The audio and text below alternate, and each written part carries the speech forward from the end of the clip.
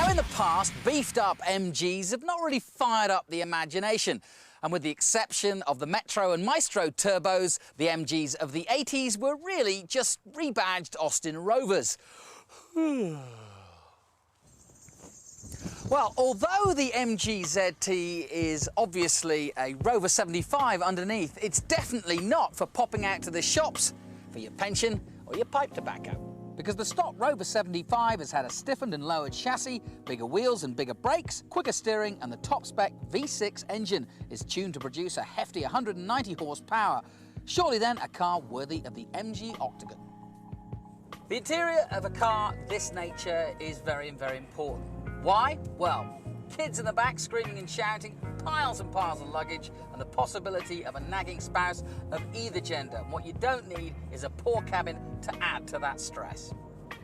MG Rover have done a great job in here. Don't think that the flimsy, slightly tacky interiors of the smaller Rovers has been emulated.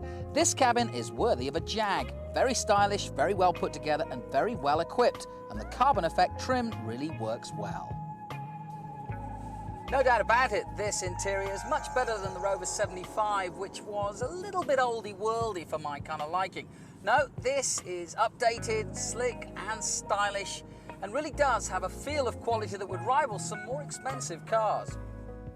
The model I'm driving today is the top-spec 2.5-litre V6, and as saloon cars go, it boasts some pretty impressive stats. 0 to 60 in just over 8 seconds, top speed of 137 miles an hour with all the good carrying capacity and practicality. The on-road price for the car is normally $21,410, but if you want all the extras that this car has, it will set you back somewhat steeper, 26 grand, which gets you the metallic paint, sunroof, part leather seats, a stereo upgrade, and a few other bits and pieces. But personally, I reckon the base V6 is more than adequate. Now, V6 engines aren't the most frugal for long motorway journeys, but that lack of economy is made up for in excitement. This is a very responsive car. There's a lovely burbling sound under acceleration and bags of torque for pulling out of corners or pulling your caravan, whichever you prefer. But it all adds to the overall sporty feeling of this car. As does the ride, which is a great balance of comfort and performance. It's not too hard that it jars over the slightest bumps and ripples in the road, yet it is firm enough to cope with the harder cornering and acceleration that you'd want with this sort of vehicle. In the style stakes, I reckon it's another success for MG Rover. Although, as I've said, the ZT is obviously a Rover 75 with a body kit added, it's done in such a way that it really flows together and creates a really aggressive and purposeful look. So there you have it. The MG Rover ZT really is a competent and great performing car, and it's genuinely sporty too. So it's a real feather in Rover's cap. Makes you proud to be British, doesn't it?